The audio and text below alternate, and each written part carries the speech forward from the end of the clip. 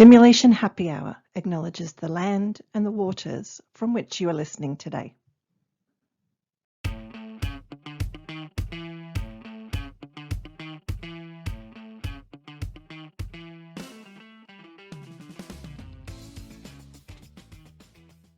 Welcome to Simulation Happy Hour. Sit back, relax, and let's talk about all things sim. Welcome to Simulation Happy Hour. I'm Mel Barlow. I'm Jane Frost.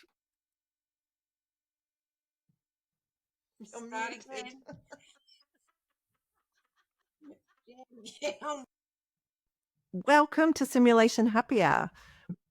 I'm Mel Barlow. I'm Jane Frost. I'm Jenny Bassett.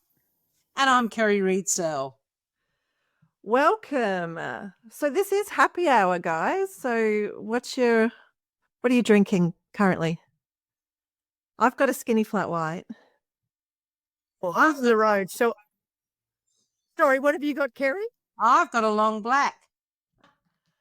I'm on the road today, so I'm on coffee, but I would normally be having a martini espresso. Giddy up. I'm very English. I'm English breakfast tea. Yep. Excellent. So I just want to highlight that we're all academics, and on this podcast, our opinions are our own. So this is the inaugural episode of Simulation Happy Hour. So we probably should introduce ourselves so our listeners know who we are and where we are. Jade, I'm going to hand over to you. Hi, everyone. My name's Jane. I've been a nurse for 30 years. I trained in the UK and I'm from a primary health background, which differs from nearly everybody else on the panel today. Are we a panel? Should I call us a panel? As we're having this conversation. A gaggle. So I've been a nurse for 30 years. I've been in higher ed for probably 10 to 15. And for most of that, I've been involved in simulation. I find it an amazing way to get that connection with the students. I was really impressed when I saw Kerry Reedsell, who's here today. So that's another thing that I'd like to say about simulation is that it allows you to meet people, and the simulation community is a fantastic one. So look at us all here talking now. 10 years ago, I was a fangirl, and Kerry really set me on the simulation journey, which then moved on to not only MaskEd, but other technology-enhanced learning platforms like mixed reality and AI and things like that. So that's me in a nutshell. I'll hand over to Jenny. Thanks, Jane.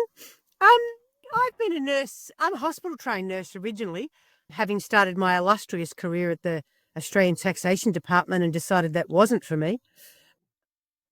And so I then became a theatre nurse, and then I joined tertiary education. I still work in correctional nursing, and I still work as a primary healthcare nurse as well. So I was introduced to simulation at a conference I went to in Newcastle, and the lovely Tracy Levitt-Jones was having a chat on the stage, and this little old fellow wandered up there, and I thought, gosh, what's going on here? He's got a bit lost. And lo and behold, it was Kerry Reedsell as one of her MaskEd characters. So that was my introduction to simulation. I've worked with mannequins, worked with MaskEd, PupEd, a little bit of virtual reality. So yeah, and I worked mostly from a rural perspective. I left one tertiary institution, went to Queensland and worked for a tertiary institution up there. I'm really fortunate to have worked for the NetSim program and travelled Australia, delivering education as part of that program. So yeah, I love simulation, and I love the family that it creates. And I'm really lucky and pleased that you girls have invited me to come along to join this group. So I'm going to hand over to Kerry. Thanks, Jen. So I'm Kerry Reedsell. I too am a hospital-trained nurse way back. Then I ended up doing remote area nursing, and then I would take tertiary studies and find myself working in tertiary education, which I still do, but I I've also had experience in paediatric nursing, and currently I'm emergency nursing as well as remaining in tertiary education. My experience with simulation really started when I was working in my first years in undergraduate programs where I wanted to engage students a bit more. So I did a lot of role play, and we didn't have money for huge amounts of opportunities in simulation. It was, very basic mannequins. And because they didn't talk, I started to think, oh, role play is going to take me in a different direction. So I did a lot of dress ups. And then one day I watched Mrs. Doubtfire, and I thought, there's my answer to simulation. So then I started to work with silicon props and got on to Hollywood and started to negotiate with them and came up with that concept of Mask Ed. And it was great that I'm hearing the impact it had on two of my academic friends here, not just academic friends, but friends in this podcast. So, so Mask Ed, for people who don't know, is a technique where we wear silicon props. We transfer into another person, but that person has a background or a story that allows them to be a platform for learning and teaching. And I'm sure we'll have a session on that in future sessions with this podcast. I then started to work with puppets, and now I continue to work in tertiary education. My role now is more looking at across curriculum and looking at different ways in simulation. I guess I just love experiential learning. And as a learner myself who learns a great deal from watching and playing, I feel that that's why simulation to me is a great opportunity for students to really get things that they would have otherwise not. So it's such a privilege. And I have to say, it's such a privilege to be working with these three crazy guys who all come from different backgrounds, who all have different ideas. And it's going to be a privilege. I look forward to what this podcast can open up for us all and for our hopeful regular listeners. So that's me in a nutshell, Mel. Thanks, Kerry. So to introduce myself, Mel Barlow. So I guess like a lot of people I know who got into simulation through trial and error and being tapped on the shoulder. Just over 20 years ago, I got into clinical education to run hospital-wide resuscitation training, had no education training, no simulation training, just learnt by trial and error and feedback. And then 2011 was fortunate enough to be in an opportunity to help build and then manage a simulation center in a different organization. I thought, if I'm going to be responsible for this, I should actually get some training and qualifications. So fortunately at the time, Center for Medical Simulation was in Australia. I went to Sim as a teaching tool, had a number of aha moments, and just have been dedicated to Sim ever since. So now I'm the last 4 years in higher education, loving it. And my role is to help basically academics across all different disciplines embed experiential learning into curriculum. So super enjoy that role. And just, I get to work with these guys. I've been wanting to work with them for a number of years now. And so this was a great excuse to have some fun and have a chat. And hopefully when these guys get going, I know they like a chat. So what I'm really keen to understand then is, apart from having a good chat and a good excuse to catch up, like, why are we doing this podcast? Why are we creating another podcast? So I'd love to get your perspective. So Jenny, jump on in. Thanks, Mel. I think I probably come from a rural perspective. When I first started doing simulation in the middle of Victoria, there was only one other person in my area doing it, and they were from another institution, and there was no crossover around. There was some sharing of ideas, but, apart from reading books and going to a conference, where was I going to learn about simulation? And so, after 15 years of being in rural simulation, the turnover of staff and it's Groundhog Day quite often.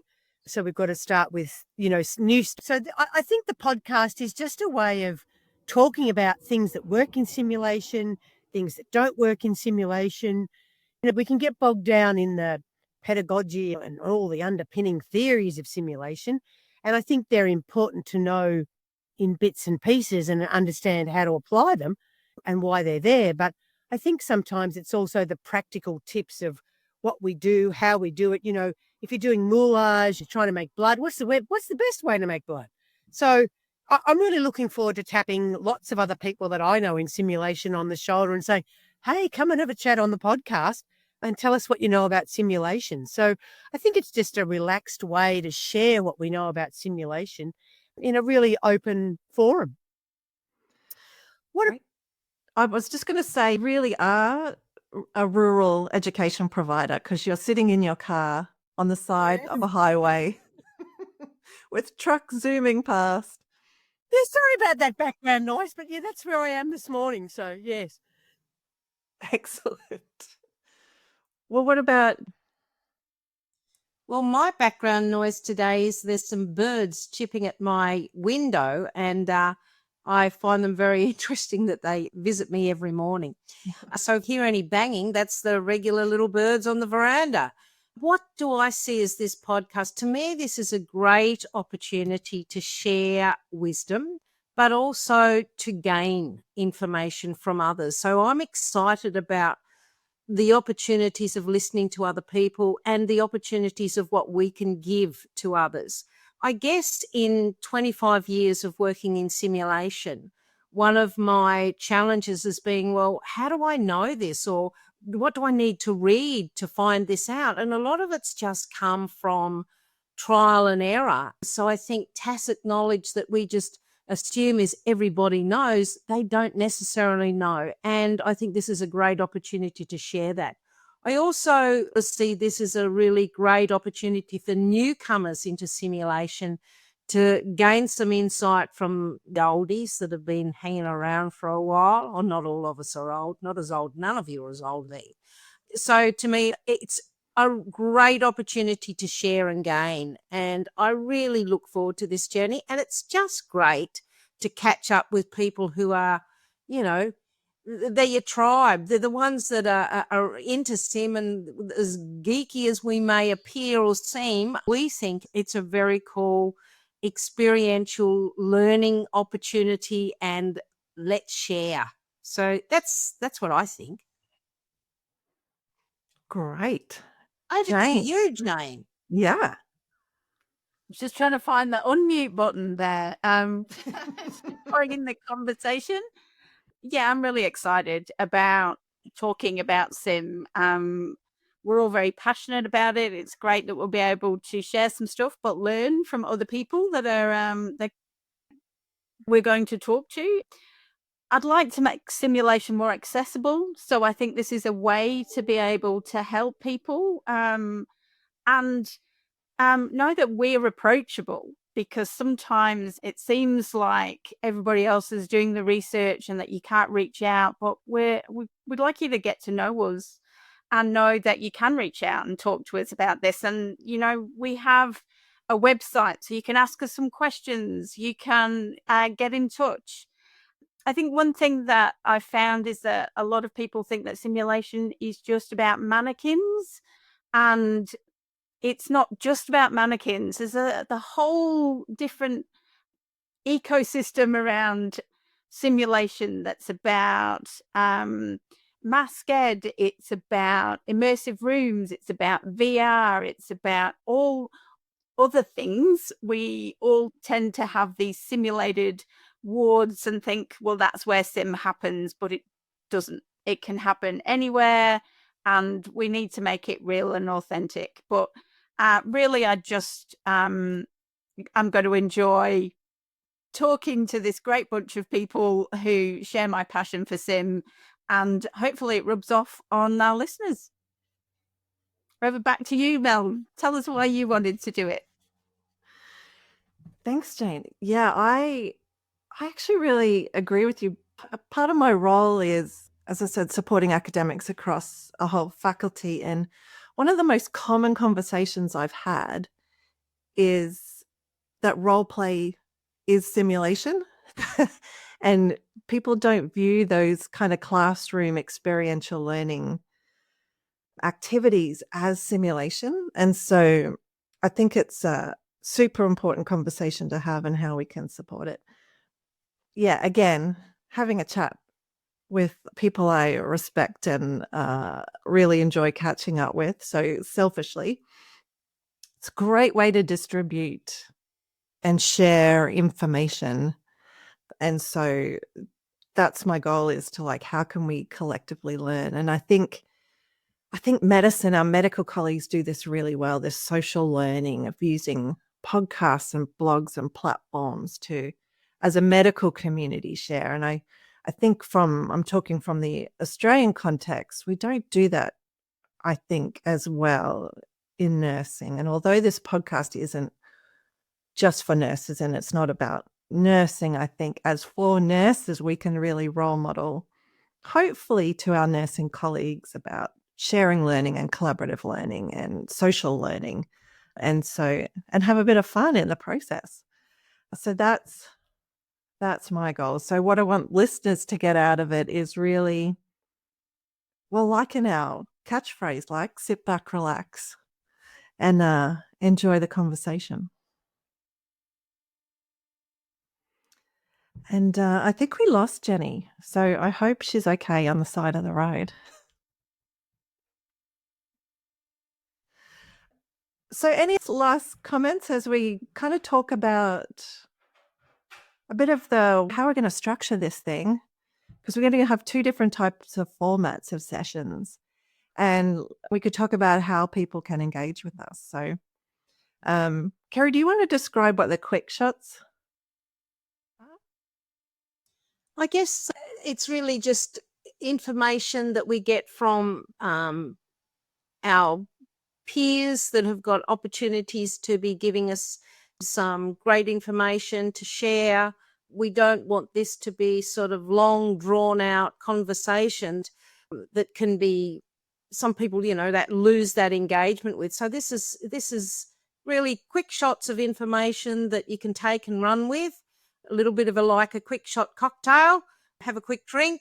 Hey, that's a really good feel I got from that. And that's what we're going to get from these quick shots. Brilliant. Thanks, Kerry. And then the other format we've got is called the VIP Lounge. And so that's where bring in other people and we might have a more in-depth conversation about a particular topic. So we hope, that having those different formats, you can find a format that our listeners, can resonate with. So, Jane, you mentioned the website before. What is it? You want to tell us the address? Oh, you've put me on the spot there, haven't you? So it is www.simulationhappyhour.com. Yes. Now you're laughing because you didn't think I was going to know that, did you? But that's the address. We've got some great things on there. You can read about us, but also we've created some recipes. So check out our recipes and keep in touch. We have a platform there that you can ask us some questions or suggest some people that you'd like us to talk to. Brilliant. Thank you. And these podcasts will be available where you normally listen to your podcasts, on Spotify or Apple Podcasts, or our YouTube channel as well. Girls, did you know we had a YouTube channel? Simulation Happy Hour. So look how cool and jiggy with it we really are. Thanks, Mel. I know, Mel. And I just showed my age by saying jiggy with it. All right. My children are cringing as we speak. So yeah, it's just, I guess we say thank you for listening. And as Jane said, if you have a topic you want us to discuss, so simulationhappyhour.com is all one word. And we look forward to having you to join us for our next Simulation Happy Hour.